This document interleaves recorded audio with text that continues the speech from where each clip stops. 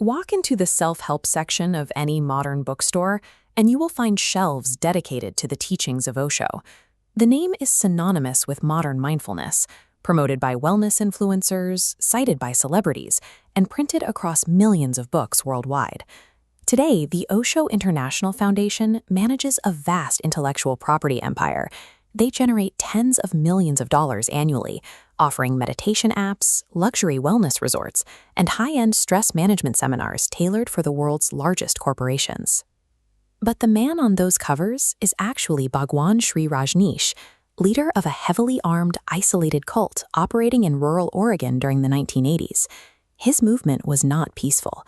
Leadership orchestrated assassination plots, rampant immigration fraud, and the largest biological terror attack in United States history. This leaves us with a stark paradox. A man deported as a federal felon successfully erased a history of violent extremism, transforming his identity into a sanitized, multi-million-dollar lifestyle brand. To understand the rebrand, we have to look at how he built his empire. In the 1970s, wealthy Westerners flocked to Rajneesh's ashram in Pune, India, seeking enlightenment.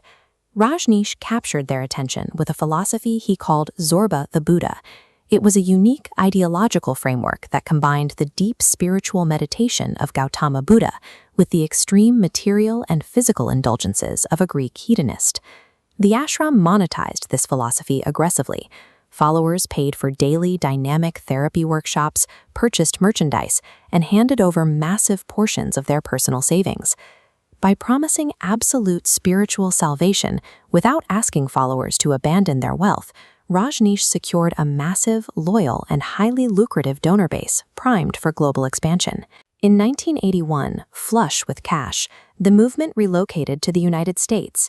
They purchased a 64,000-acre ranch in the high desert of Wasco County, Oregon, intending to build an independent utopian city called Rajneeshpuram.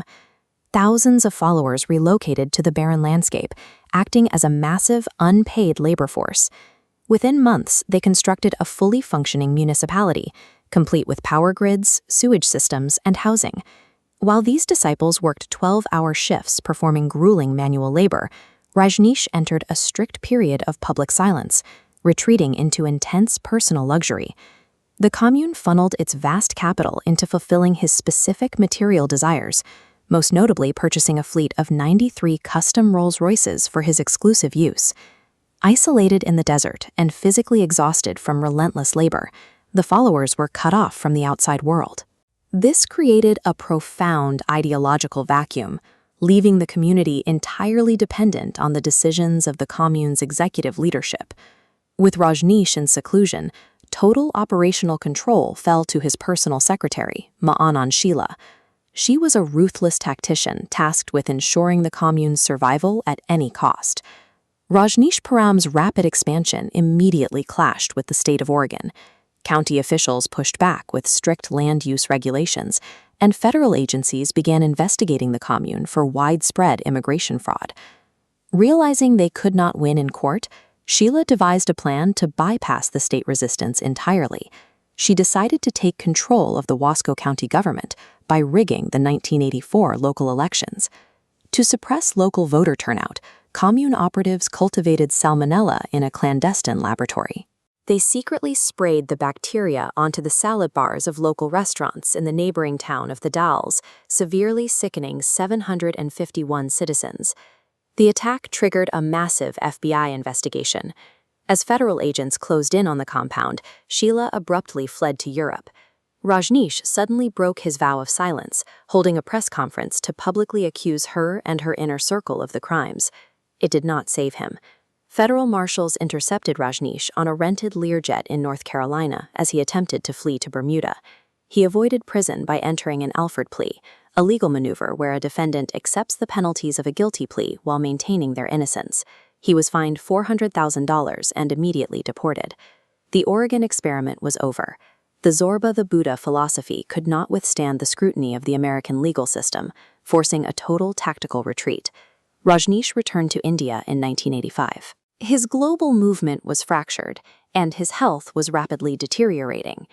Recognizing the toxic weight of his criminal history, he abandoned the title Bhagwan Sri Rajneesh entirely.